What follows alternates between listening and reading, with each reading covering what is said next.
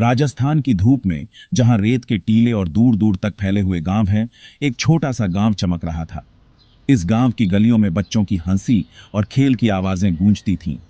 गांव के बाहर रेत के टीले पर एक हवेली खड़ी थी। यह हवेली गांव के लोगों के लिए एक रहस्य थी। काली हवेली। उसकी दीवारें काली थीं, खिड़कियां टूटी हुई थीं। हवेली की हालत देखकर लगता था जैसे सालों से कोई यहां नहीं आया। कोई भी उसके पास नहीं जाता था। गांव के लोग कहते थे कि हवेली में कुछ अजीब और डरावना है। कहते थे वहां आत्माओं का राज है। हवेली के अंदर से अजीब आवाजें आती थीं, जैसे कोई फुसफुसा रहा हो। गांव वाले उस हवेली के बारे में कहानियां सुनाते थे। कहानियां भूतिया, डरावनी। वे कहते थे कि रात के समय हवेली में अजीब रोशनी दिखती है। बच्चों को डर दिखाया जाता था ताकि वे रात में बाहर न जाएं। हवेली की कहानियां सुनकर बच्चे सहम जाते थे। शांत रहो, वरना काली हवेली की चुड़ैल आ जाएगी। ये वाक्य सुनते ही बच्चे चुप हो जाते थे और डर के मारे कांपने लगते थे। अजय एक युवा पत्रकार था।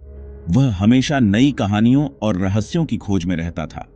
उसकी जिज्ञासा उसे कभी चैन से बैठने नहीं देती थी। उसे रहस्यों से प्यार था।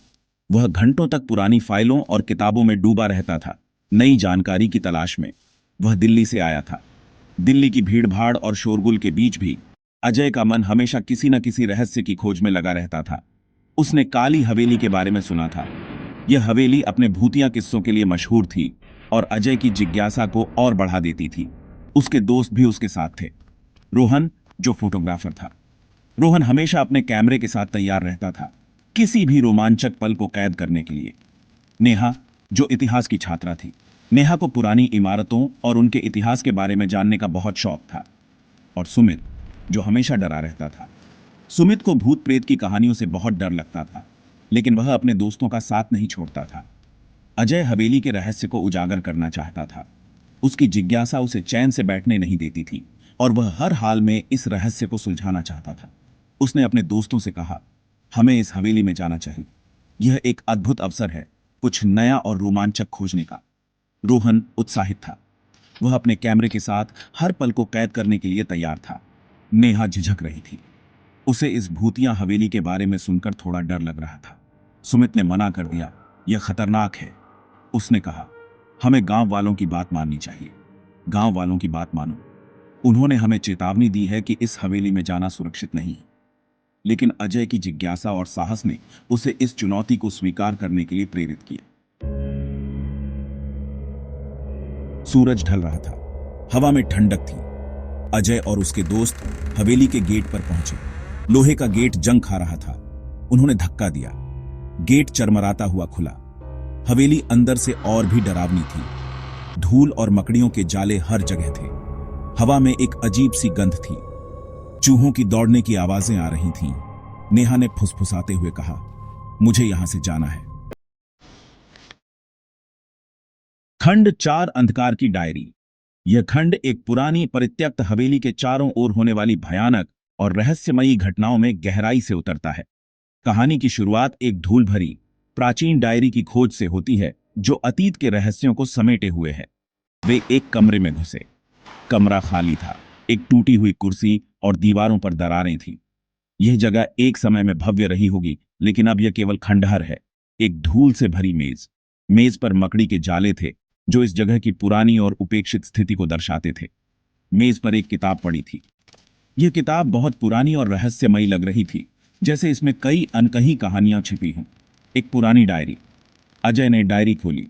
डायरी के पन्ने पीले और जर्जर हो चुके थे, लेकिन उनमें लिखी बातें अब भी स्पष्ट थीं। उसमें एक महिला की लिखावट थी। लिखावट से ऐसा लग रहा था कि वह महिला बहुत परेशान और भयभीत थी। यह हवेली शापित है। डायरी में लिखा था। यह वाक्य पढ़कर अजय के रोंगटे खड़े हो गए। मेरे पति की यहां हत्या हुई थी।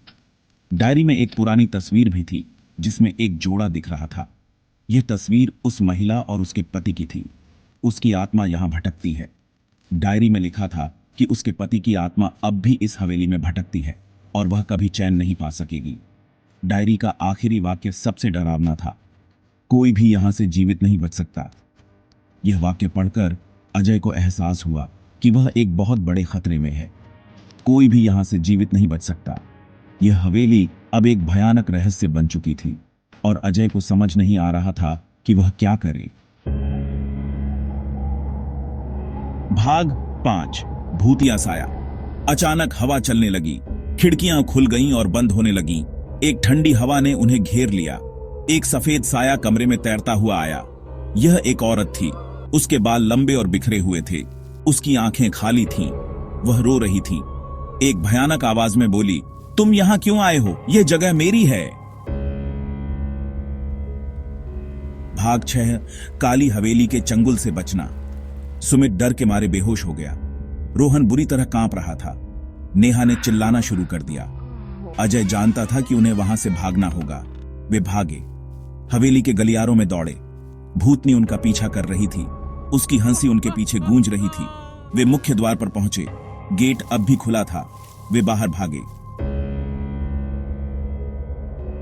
भाग 7। गायब होती हवेली।